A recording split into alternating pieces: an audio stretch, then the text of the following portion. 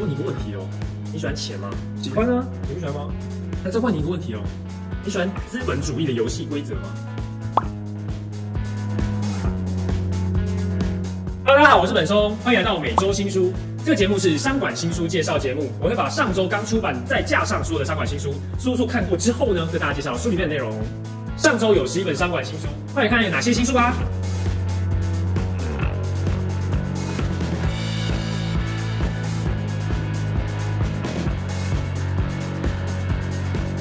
每本书我都会说，这本书推荐给谁看，内容在讲什么，最后是我个人的感觉。第一本书是我们的本周最推荐，这是由联经出版的《资本主义、金钱、道德与市场》。这本书的标题很精确，那它就是一本在探究资本主义在道德还有市场上有没有问题的书。适合想要了解资本主义世界是怎么运作的读者，补齐你的知识拼图。那内容从各种角度探讨资本主义。说到资本主义，你第一个想到会是什么？其实就是钱嘛。那跟钱最有关系的是什么？就是银行，没有错。所以它第3章跟第4章就在讲被银行绑架的社会，还有讲萎缩的工业还有过度扩张的金融业值得担忧吗？举例来说，银行本来是为了工业还有商业提供服务的嘛，就是提供金钱的流动性，也就是借钱给公司，让他去投资、做生意啊等等，或者促进交易的方便性，把钱从 A 公司的账户转到 B 公司的账户这样，那这样是很合理的事情。但是现在银行业规模却发展的比一般公司还要大。我帮各位知道一个数据啊，在1989年的时候，美国最大间银行执行长所得是美国家庭收入的中位数的100倍。那2007年的时候呢，这个倍数扩大到500倍。那你仔细去想一想，哪一间公司可以做到这样？那这样的数字显示一件问题，就是银行正在偏离当初设定的原意，而社会也正在承受越来越多来自银行的风险。因为银行是这么样的重要，那它已经是大到不能倒的状况。我觉得这本书蛮深入的，它会引经据典的提出各种观点还有历史事件，写出作者深入的观察。那你可能会觉得，为什么我要读这本书啊？就是为什么帮读要推荐这本书？就是这本书读懂了又可以干嘛？可以实用吗？但我要跟各位说一件事情，就是读这类型的书的最大好处就是可以帮助自己更了解世界运作方式。了解世界运行方式有什么好处？你可以基于这些基本知识再去思考下一层的问题，像是个人投资理财等等之类的。那你就不会被这世界上充斥腐烂的行销话术给欺骗。好，我讲很严重，你可以接受或者不接受我的观点，但不管怎样都非常欢迎你在底下留言，然后跟大家讨论你的想法。啊，总之这一本值得看看，然后仔细去思考的好书，那就推荐给大家喽，对不对？第二本推荐的书是由天下文化出版的《心态致胜：全新成功心理学》，这一本在讲心态的书，推荐给想让自己更成功、有更好人生发展的读者。这本书的作者是 Stanford 大学的心理学教授，他的内容在讲定型心态还有成长心态会大大影响一个人的发展。定型心态的人会认为人的素质是无法改变的，那这种人会很注重评价或是考试成绩，然后急于证明自己。而成长型心态的人相信自己可以透过努力啊、策略、他人帮助，培养出更强的素质。一切的评量都只是对自己当下状态的描述，让自己可以更策略性的努力，一切过程都非常愉快，就是一个比较健康的心态这样啊。那这本书的架构是前3章它解释2种心态差异，中间4到7章它用运动界啊、企业界的例子去加强论述，而最后一章只是在讲要怎么样用行动去改变心态。我觉得我渐渐可以体会成长型思维愉快之处了，就好像每周新书这个节目一样，如果总是去想我没有经验我做不到，那就永远不会有这样的结果。可是后来我其实想过一件事情，就是这件事情不开始做，你永远不会做好。就算你做了做不好也没关系嘛，只要每次做都可以收集一些建议，修正一点，持续的做下去，那总有一天就可以把这件事情做好咯。好啦，那这本书就推荐给大家咯，对不对？第3本推荐的书是由大写出版的《无法测量的领导艺术》跟《超级老板学带人》，这一本在讲领导的书。这想要了解怎样做一个超级会带人的老板，或者是你很想为自己和公司创造长远价值的人，我就觉得如果你是想上进的社会人士，其实都可以读读看的，因为领导是需要时间学习的嘛。那这本书的架构是：第1章作者会定义超级老板是什么，然后把它分成3种。那2到8章会呈现超级老板的观念跟技巧。第9章再说要如何变成超级老板，怎样改变组织啊等等。举例来说，超级老板会让员工在工作上成功，甚至是员工在离开公司自立门户之后，还是能在产业里表现非常强，进而跟原本的公司合作，而且甚至是帮助整个产业一起向上提升。而这样的超级老板分成3种，就是打破常规型、辉煌放肆型，还有坐育英才型。一般人可以透过学习这些老板们雇佣啊、激励、培育、解雇的思维还有行为，达到超级老板的境界。但我觉得这本书就是作者对于超级领导者的研究了，还有很多例子来说明观念，是一本很好读又可以应用的心法书，那要推荐给大家咯，对不对？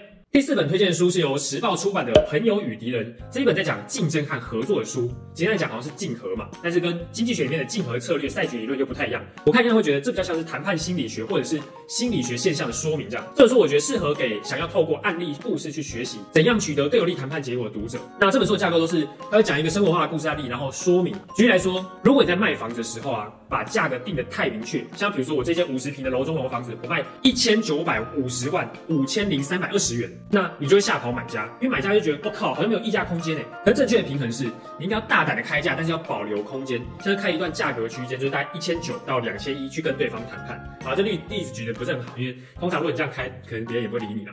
好，可是如果你提供了许多选择性，对方会觉得，你好像有意要跟我合作嘛。像竞争中又有合作，就会有一个微妙的平衡出现。我觉得这本书可以当故事书去看啦，那你再去把每一个重点的概念都笔记下来，就可以学到蛮多东西的。那就推荐给大家喽。对不对？第五本推荐书是由大鱼创意文化出版的《拍案叫好：史上最精彩的法拍屋案例操盘内幕无私全揭露》。这一本在讲法拍屋案例解读的书，适合想要买法拍屋或者想买便宜房子的人。然后说我看的欲罢不能啊，就是因为它案例嘛，所以还蛮好看的。那它内容在讲呢，作者在拍法拍屋的15个案例，并且附上你需要知道的关键知识，以及作者他的实际操作说明。这本书的作者蛮厉害的，因为他在书里面写说他已经经手过5000间的法拍屋了，我觉得真是蛮强。我觉得这本书看故事的心态来读，应该会蛮适合的，也会学到不少的东西，就是一个轻松入门概念这样。那就推荐给大家喽，对不对？以上就是上周5本推荐书，接下来我们来介绍其他的新书。第6本书是由时报出版的《大步向前》。这是一本在非洲创业的一个日本爷爷写给大家的人生体悟书，适合想要放松心情、体会老爷一辈子人生感触的年轻人去阅读，感觉好像是在说我这个年纪的人这样。那我在讲呢，他一辈子历练之后的价值观，像是思考之前先行动，把想做的事情具体化，持续不变的热情或者简单生活等等。这本书的架构都是阐述一段故事，还有思考之后，给你一段语录。那这语录就会像是比起想探究的内容，挑战能否持续探究比较有趣。而这本书蛮轻薄，也蛮好读的，有点偏向励志书，又有点是分享价值观，蛮适合拿来体会一下爷爷的智慧。那个人是微微推荐。第7本书是由知言馆出版的《经济的力量》，令人让思考成为削铁如泥的利器。这一本个人成长的方法书，适合想要成长但是又毫无方法架构的读者。那我在讲作者对于7个主题的成长观点还有方法，我觉得都蛮主观的。那这7个主题是时间、选择、行动、学习、思维、才能以及成功。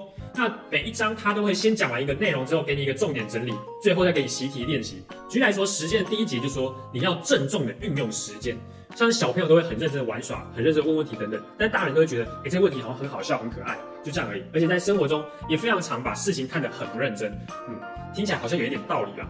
那第1章练习题的部分有2个部分，第一个部分是让你检视你自己的时间观是什么，第二部分是调整你自己时间使用的步骤。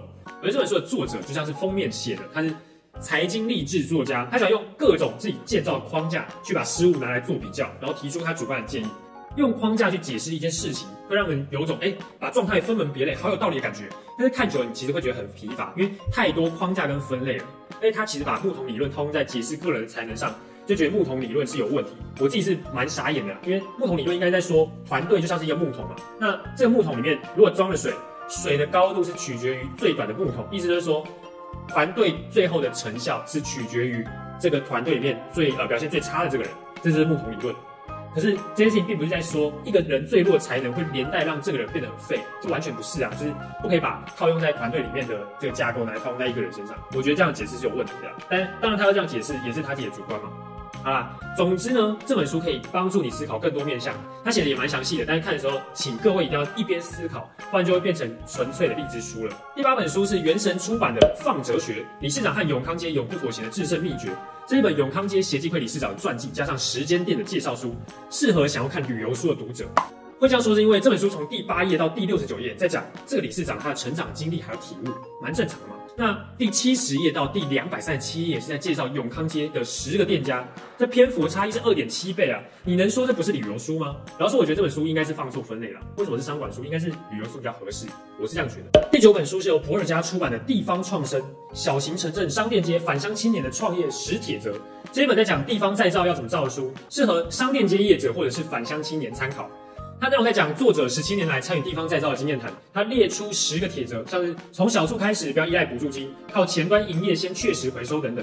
那他认为地方再造一定要自己赚到钱，用商业逻辑活下去，靠补助是没有办法的。我觉得这本书蛮适合给想要返乡的青年读读看的，才不会大家刚回去的时候理想很大，但最后搞到自己活不下去，也没有帮到地方嘛。第10本书是由经济日报出版的《聚宝盆股在我家：安心退休计划从买到对的股票开始》。这一本在讲股票投资的入门书，适合想要做长期投资的人来参考。内容在讲呢它的选股逻辑，主要是近10年来一定要配息，而且呢在各种买进条件底下都会有不错的报酬率，还有不错的可信度的股票。当所谓买进条件是说，有时候你买股票的时候会运气不太好嘛，就刚好买在最高价。那在这样的状况下，之后获利的殖利率会不会也是还不错的呢？作者会检视这个东西。那我觉得这本书就是这位作者的选股逻辑啦，大家参考看看咯，没有推荐也没有不推荐。第11本书是由先觉出版的《价值谈判》，从独赢双赢到创造无限利益，4万高阶经理人疯狂抢学。这一本在讲谈判的书，我觉得出版社如果每次都把书名取得这么长，我就当然还是尽量把它念完咯。不过这书名也是蛮狂的啦，4万高阶经理人疯狂抢学，还蛮厉害的。这本书适合想要知道更多谈判技巧的读者，它内容是各种谈判案例，还有作者是怎么样谈判的。请不要觉得谈判就是2间公司在签合约那种很正式的谈判而已哦。书里面有很大一部分是生活化例子。举例来说呢，作者在中国仿冒品商店买东西，他只靠一句话就把原价1500的东西杀价到只剩100。有没有很想知道是什么？他只是用英文告诉老板一句：“我是韩国来的导游。”然后他喜欢 Korean guide this， 不对，这是日文，而且不是这样念的。好了，不要再放黑人问号了。他只是说 I am a Korean guide， 然后再指指外面那群韩国人。这时候奇妙的事情就发生了。这商店老板呢就自动送上礼物，然后告诉他说 gift。作者呢认为这就是从利益谈判转换成关系谈判。哦，对了，后来作者觉得收人家礼物不太好意思，所以就还是塞给对方100块。但你不觉得这是一个骗别人的故事吗？好了，我觉得这本书的作者在字里行间透露出高傲的感觉，可能这是因为4万高阶经理人疯狂抢学的关系吧。虽然我读起来不是很舒服啦，但看看他的做法还是可以了解蛮多谈判技巧的，那就给大家参考咯。以上就是上周的11本商管新书。如果你不想要错过我们的每周新书的话，你可以订阅我们的 YouTube 频道，并顺手按一下旁边的小铃铛，这样就可以收到我们最新的影片消息咯。另外，我们的粉丝页也提供另一种订阅服务，只要按下粉丝页传送讯息，就可以开启我们的文章推播，每周都会按照你选择的篇数推送好文章，还有有趣的小玩意给你哦。当然，如果你不想玩的话，只要删掉 Facebook 的对话框就可以了。还没有玩的朋友要赶快去玩玩看哦。我们下周再见啦，拜拜。